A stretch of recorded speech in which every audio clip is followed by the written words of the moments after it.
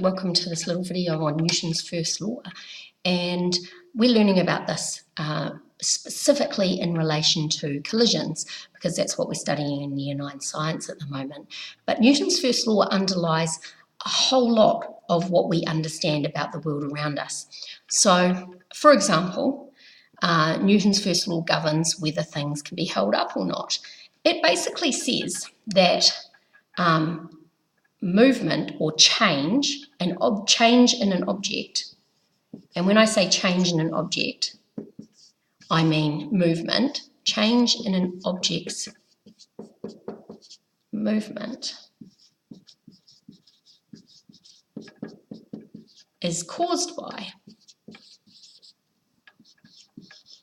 unbalanced forces. And I know you've seen this before, so this video is designed to help you understand a little bit more about what that means. So I want you to consider me holding up my whiteboard marker. And I hope you can agree that the whiteboard marker has a certain amount of weight force. If I didn't have my hand there would be an unbalanced force on it due to the effect of gravity, and it would fall to the table. But my hand is in the way, so it's not moving. There must be a balanced force. My hand must be pressing up back against the whiteboard marker and providing an exact same amount of force to balance out the weight force pressing down. If I applied more force, we would understand that as making it lift up in the air. I would be applying more force than the weight force pressing down on me was, and the whiteboard marker would go flying up in the air.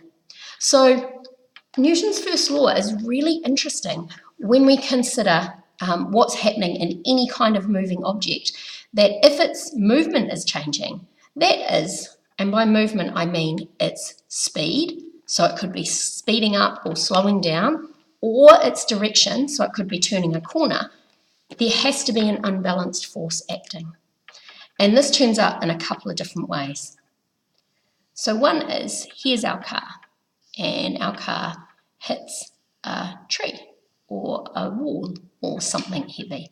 So here's our car, it comes along. When it hits the wall or the tree, the force, the momentum the car has suddenly changes, because this object has enough force to push back against it and stop it.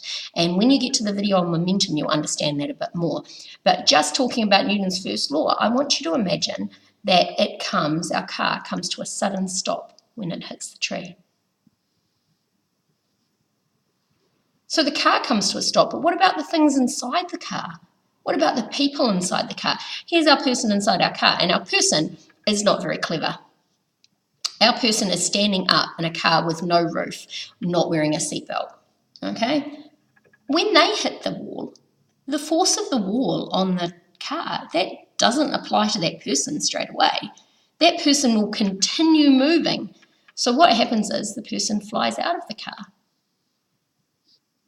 And they keep flying out of the car, and they start to fall under their weight force until they hit the ground.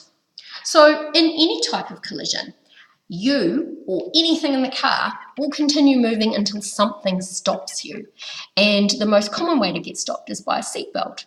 So the seatbelt works by pressing back against you.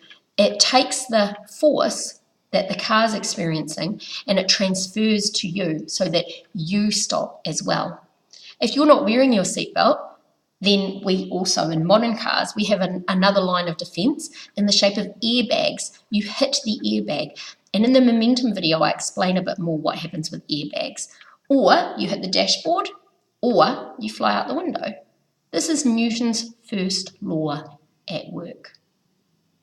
Newton's first law just says if something's still, it'll stay still unless there's a force acting on it.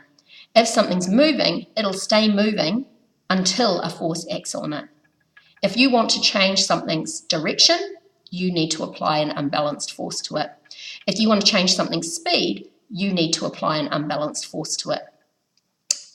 At the heart of all understanding of movement and motion and cars and safety is Newton's first law. And I hope you understand it a bit better now.